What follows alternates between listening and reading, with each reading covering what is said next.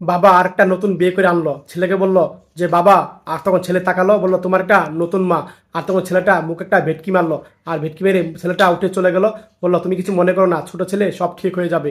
আর তখন এই কথা বলে স্বামীটা তখন চলে গেল। আর তখন মেয়েটা দাঁড়িয়ে রইলো, ছেলেটা পাশের রুমে গেল। আর রুমে গিয়ে তখন খাটের উপরে দেখে কিছু কাপড় আছে, আর কাপড়গুলা সব এলোমেলো করে রাখলো ছেলেটা। আর সৎমা এসে দেখতে পেলো যে ছেলেটা এরকম করলো, আর তখন ভেটকি মেরে চলে গেল। আর তখন সৎমা তখন মাথা নিচ করে তখন রুমে ঢুকে তখন এই এলোমেলো কাপড়গুলা তখন সৎমা গোছাচ্ছিল, সুন্দর করে আস্তে আস্তে করে ভাঁজ করে গুছিয়ে তারপরে ভাঁজ করে রাখলো। আর এই কাপড়গুলা নিয়ে তখন সৎমা এই আলমারির ভিতরে রাখলো। আলমারির ভিতরে রাখে আর তখন আলমারি লেগে দিল। আর তখন এদিকে ছেলেটা খাবে, আর সৎমা খাবার নিয়ে আসলো, খাবার খেলো না, চলে গেল রাগ করে। আর তখন ছেলেটা শুয়ে পড়লো। আর তখন কিছুক্ষণ পর সৎমা আসলো, আসে তখন গায়ে খাতা দিল। আর দেখতে পেলো ছেলেটার প্রচণ্ড জ্বর এসেছে। আর তখন সৎমাটা দেখেন জলপট্টি ভিজিয়ে তারপরে মাথায় দিচ্ছে। আর তখন ছেলের হাতটা মেসেজ করে দিচ্ছিল। আর ছেলেটা শুয়ে আছে।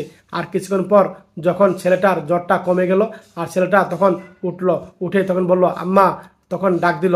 আর তখন বলল, কানে ধরে বলল, মা সরি, আমাকে মাফ করে দাও। আর তখন সৎমা ছেলেকে বুকে জড়িয়ে নিল। এই ভিডিওটা ভালো লাগলে